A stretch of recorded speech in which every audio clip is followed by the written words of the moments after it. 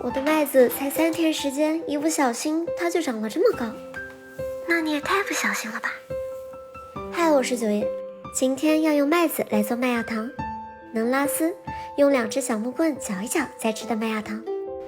这些小麦种子提前泡了1天，这样更容易发芽。平铺在纱布上，喷水让它保持湿润，再盖上一块布，放在通风的地方。通风很重要，长得快还不容易发霉。第3天的状态，这就是广州吗？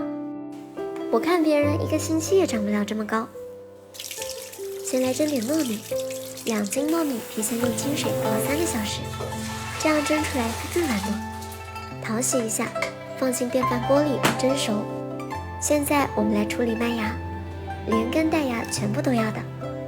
其实平时种的猫草也是小麦芽，甜甜的，糖分还是很足。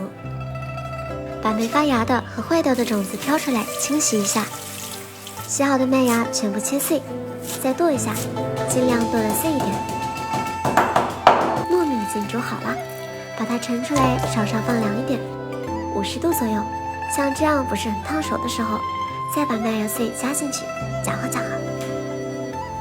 麦芽中的淀粉酶和糯米中的淀粉充分接触，就能转化成糖分。放进电饭锅，用保温档60度发酵6到8个小时。发酵好的麦芽糊还是有一股淡淡的青草味。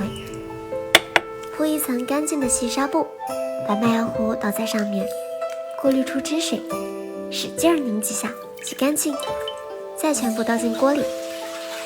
先用大火煮开，10分钟后出现这种细密小泡，把火关小一点。再过10分钟，泡泡越来越密，就要不断搅拌，防止糊底。最后关小火，慢慢煮到这种拉丝挂齐的状态时就可以了。关火，稍稍降温，就要赶紧趁热倒进罐子里，不然麦芽糖凉了之后会特别黏。麦芽糖的延展性非常好，像做糖画里的糖里面就要加麦芽糖，还可以做龙须酥。它没有白糖那么甜，但是很浓郁有香味。我小时候就是这样用2根小木棍搅呀搅，搅到发白再吃，又甜又好玩，非常的快乐。